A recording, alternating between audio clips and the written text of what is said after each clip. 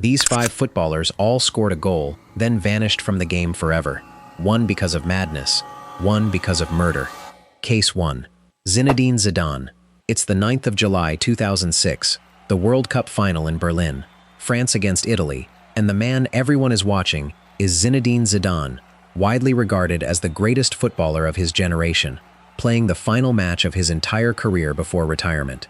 The whole world knows this is his last ever game, and in just the 7th minute, France win a penalty. Zidane steps up and does the unthinkable. He chips it, a cheeky little panenka that kisses the underside of the bar and drops in. The audacity, in a World Cup final, in his final game. But the night turns. Deep into extra time, in the 110th minute, far from the ball, Zidane suddenly turns and headbutts Italian defender Marco Materazzi square in the chest. He's shown a straight red card and walks off the pitch, past the World Cup trophy, his head down. France go on to lose on penalties.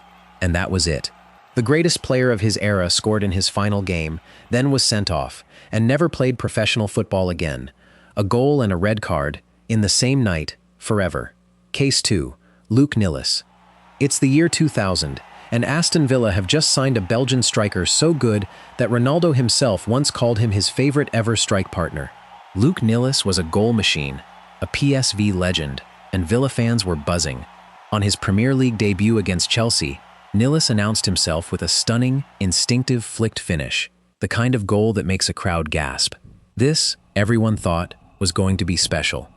But just 3 games into his Villa career, in a match against Ipswich, Nilis chased a long ball into the box and collided sickeningly with the onrushing goalkeeper Richard Wright. The result was a double compound fracture of his leg, an injury so horrific that doctors initially feared they might have to amputate. He never kicked a professional ball again. Months later, he walked out onto the Villa Park pitch, not to play, but to announce his retirement, saying he was bitterly disappointed he could never score for the fans again.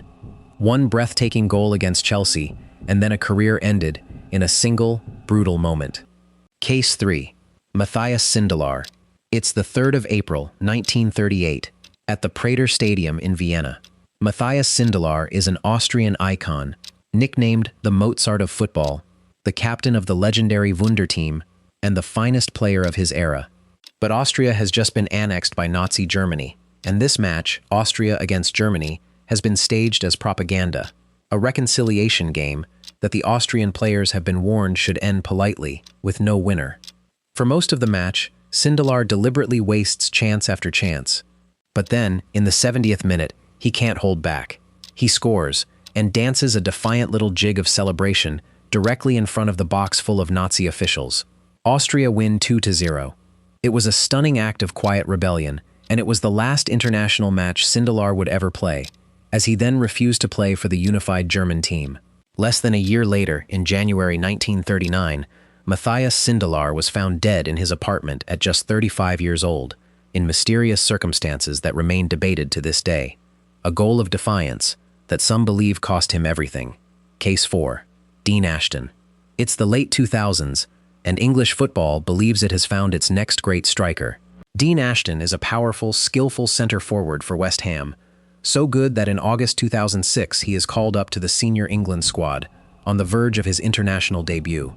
And then, the day before that debut, in an England training session, a tackle leaves him with a broken ankle. He never gets to wear the England shirt. He fights back over the next 2 years, even scoring a spectacular overhead kick against Manchester United. Then, on the opening day of the 2008-09 season, Ashton scores both goals in a 2-1 win over Wigan. Looking sharp, looking back to his best. It felt like a fresh start, but weeks later, another ankle injury in a routine training session struck, and this time there was no coming back. Ashton never played a competitive match again, retiring in December 2009 at just 26 years old. One of England's brightest talents, gone before he ever won a single cap. Case 5. Cristiano Júnior. It's the 5th of December, 2004, in Bangalore, India. Cristiano Júnior is a Brazilian striker, the highest-paid footballer in the entire country, a prolific goal scorer playing for Dempo in the Federation Cup final. With his team winning 2-0, in the 78th minute, Júnior chases a ball into the penalty box and collides with the opposition goalkeeper just as he forces the ball over the line for his second goal of the game. He springs up and runs off in celebration, arms outstretched. And then, only seconds after scoring, Cristiano Júnior collapses to the ground. At first, officials assume it's just part of the celebration, and the response is fatally slow. There is no doctor at the stadium, only physiotherapists, and by the time he reaches hospital, the 25-year-old is pronounced dead. His goal, his very last act, was the final touch of his life. Dempo retired his number 10 shirt forever. 5 players, 5 goals, each one meant to be a moment of pure joy.